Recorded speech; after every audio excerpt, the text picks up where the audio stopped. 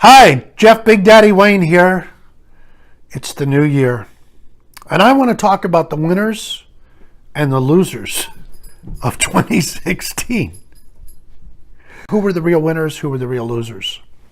The real winner was Megyn Kelly. That's who won across the board. I want you to think about this. She just got a $20 million contract with NBC, a network show. That's more money. That's the money that NBA players get. What is this all about? Look at this chick. On the show that made her, she asked her question to Donald Trump. Now think of this. There was like 16 candidates out there.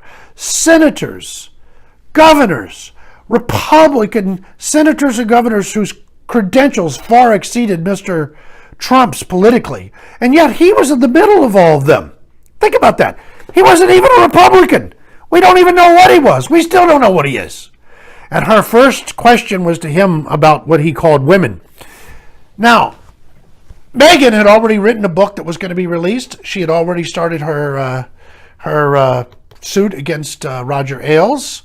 And that question, they knew how Donald Trump was going to answer that question. That was like baiting a bear. They knew how he would answer. That made Megyn Kelly, but she had calculated it. People talk about Hillary being calculating. Megyn Kelly calculated all this, and she is the big winner of 2016. In fact, I think she'll be president someday. Look at her legs. The other big winner was pot.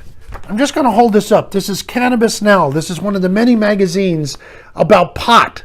Pot is being legalized all over now, of course, for the tax money. And this is a picture, I don't know if you can see, of an African-American man tattooed all over with white smoke coming out. And it says, with Khalifa, papers rolled. This is what we're reading now. Not Time, not Newsweek, not the Harvard Law Review. We're reading Cannabis Now. They'll soon be rolling this. They'll be using this as the rolling paper. Trust me, pot. Second big winner. Okay, this will be one of the losers that I'm dropping, but don't cut. We got a budget. The other big winner was the Mannequin Challenge. Who comes up with this stuff? Who dreams it up? This is where you stand like a mannequin and other people stand like a mannequin. What's the payoff? You don't get paid for it.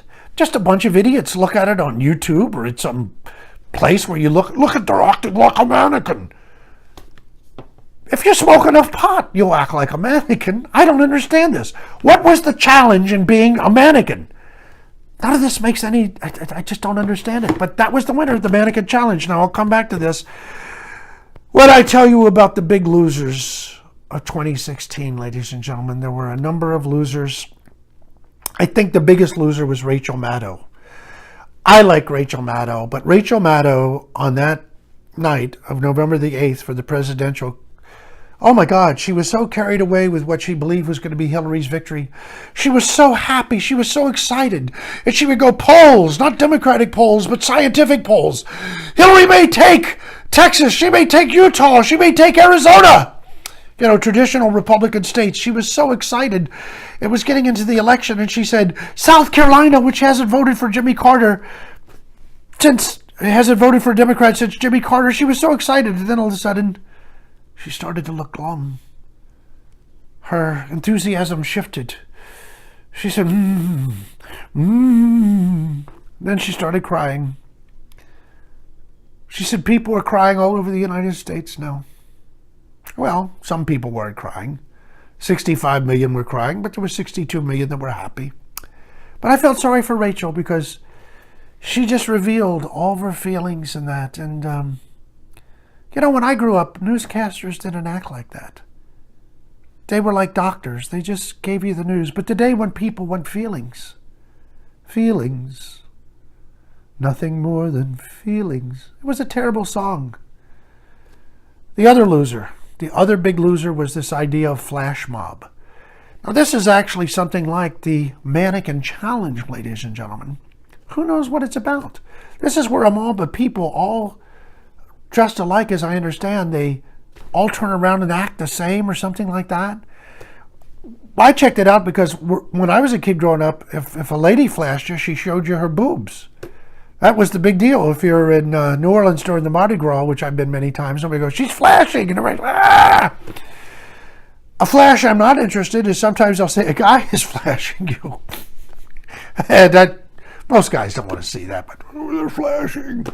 So when they said flash mob, I thought, is this a group of women flashing their boobs? A group of guys flashing their cocks? Is it a group of guys and girls flashing cocks and boobs? But that wasn't it. It was just a mob of people dressed alike that all stood. Why? Why would anybody do this? What is the point? That's where we're at in 2016, ladies and gentlemen. There is no point. That was the big winner of 2016. There is no point. And why? With the mannequin challenge, did I win? Because I punched this damn mannequin right in the stomach and busted it into pieces. That's winning the mannequin challenge. I want to say goodbye to you. Come and see me next week when I have a brand new YouTube video. Subscribe to Big Daddy Knows, because Big Daddy does know.